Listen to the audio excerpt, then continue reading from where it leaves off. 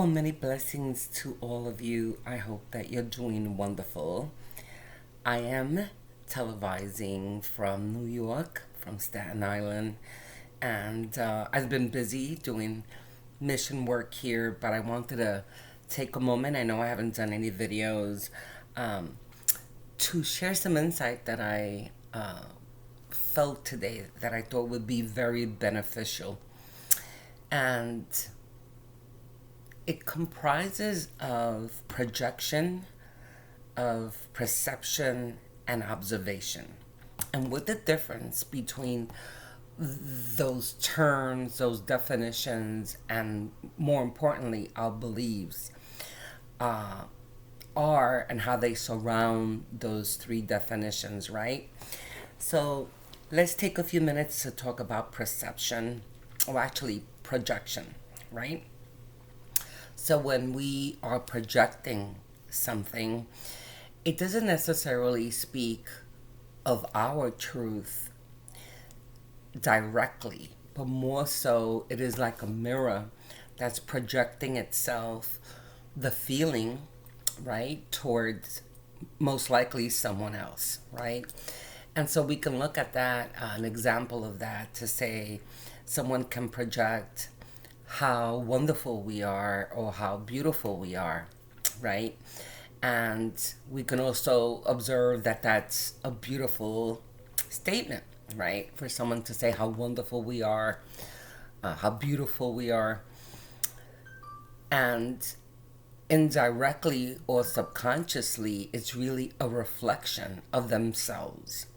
They're using a mirror to project how wonderful someone can be. We can see that in a positive way, but most of the time, the projections that are being mirrored towards someone or even a situation are not so positive, like being wonderful, but more so a reflection of what the individual who is projecting is feeling, but not able at the moment to consciously um, acknowledge it, right? And so an example of that could be, oh, I just feel like you're suffering so much. Oh, I feel like people hurt you all the time, right? And on the surface, the projection that's being placed, right, may sound like a projection out of concern or out of caring. But truly, it may very well be a projection of themselves, a belief that they possess, and not only a belief, but an emotion, more importantly, that they are carrying and not ready to acknowledge, to look at, and to heal that projection. And so they place it on someone else because it makes them feel better. But really, it's a mirror. They're trying to place a mirror and place the projection on someone else, right? And so, an innocent example of that would be like to tell someone, oh, you work too hard, you look so tired all the time. Or I don't think that you're getting enough sleep, you know. And again, these statements may very well be well intentioned to some degree, but what I want to highlight is that sometimes most of the time, those statements are places of projection, and the danger of those projections are that most of the time, the person who's being faced with the mirror, right, the person who's being projected on, accepts the influence. You know, have you ever had a day where you feel wonderful yourself, and all of a sudden somebody will place a projection on you, and suddenly your whole demeanor changes and you start to feel, you know, the onset of whatever projection was placed on you. It could even be like, oh, you know, you should be angry at the people who've done this to you, or, you know, you should um, be more aggressive, right? And maybe you were feeling fine until somebody placed a projection on the fact that you should feel angry, and now suddenly you may, right? And so this first definition, projection, is going to lead us, of course, to observation, right? But let's move on from projection to perception, right? Projection is the mirror. It could be very well the mirror that someone is placing on you. And then perception is a belief that you may have within yourself as a consequence of conditioning, right? And it could be, this perception can be very true to you. It can feel very real. It may speak to you with conviction, because it is a perception that you've accepted, right? Now, a perception does not necessarily define a truth, right? But more so, again, a belief, right? And so we collectively have a lot of perceptions, right? About the environment, about people, places, and things, about what's happening in the world, about what should be right, what should be wrong, And we don't realize that when we accept a perception, well, we should ask ourselves, I should say, when we are perceiving what may be a truth, right? That before we actually accept that truth, that we become the observer, which we're going to head to in a few minutes, to see if this perception actually speaks to us inwardly, or is it more so a projection that becomes then a perception that has been placed on us, through influence. It could be the news, it could be the media, it could be your loved ones, it could be a good friends, it could just be people in general who share their convictions about something. And suddenly it feels like it speaks to you through a perception of conditioning and not necessarily through a divine truth, right? And collectively, we do have a lot of perceptions. We have a lot of beliefs that we haven't necessarily dissected to see if they really speak to us or not inwardly, right? But more so because it's easier to conform and to accept the collective, the majority, the flow of, the consensus of what may sound or seem right, right? And it's not even about right or wrong, it's about resonation, right? About what speaks, again, on a high dimensional field as divine truth. And so we move from projection to perception and now observation, right? And we love observation. It is one of the principles that we learn in shamanism.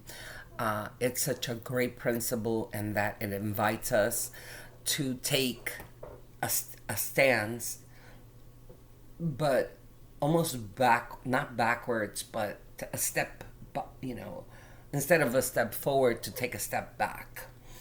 And in that stepping back, you are allowed then to have a vantage point, to really be able to observe people, places, and things, situations, without becoming emotionally engaged, right, or attached to to these influences. And it is a great place because in that place of observation, you can take the stance of observing without going into a place of judgment. You gain great power, empowerment, because now in that place of observation, you are tapping into your divine empowerment to see how this speaks to you, right? And you do not need to engage, right?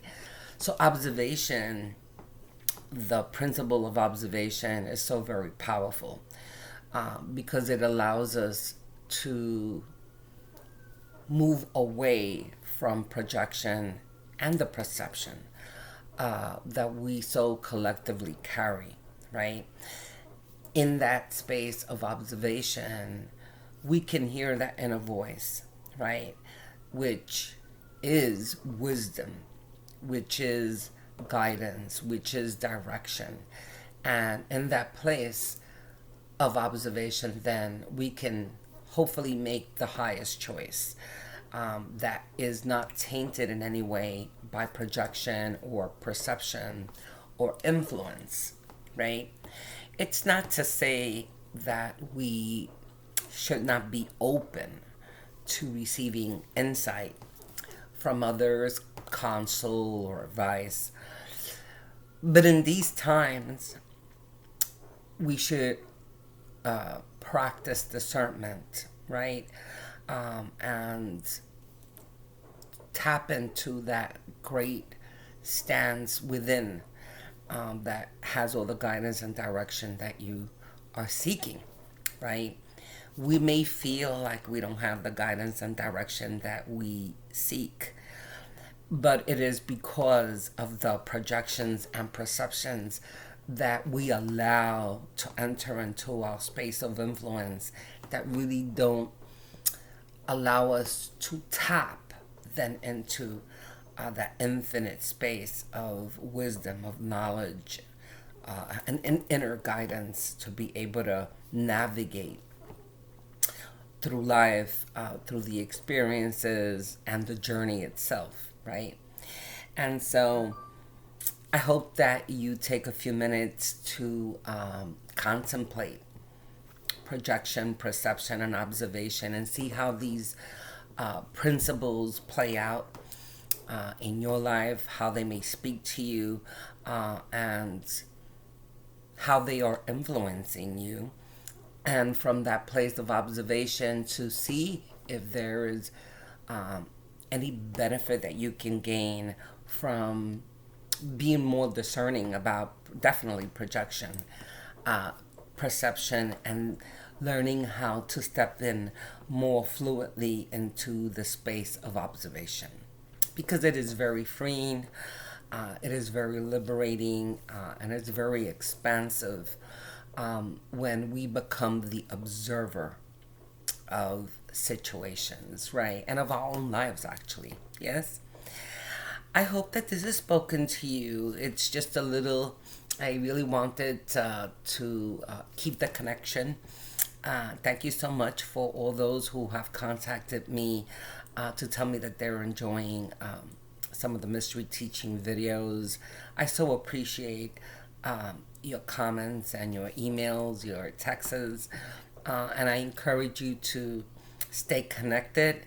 And of course, as always, these videos are meant to inspire you or to assist you in any way, if they are.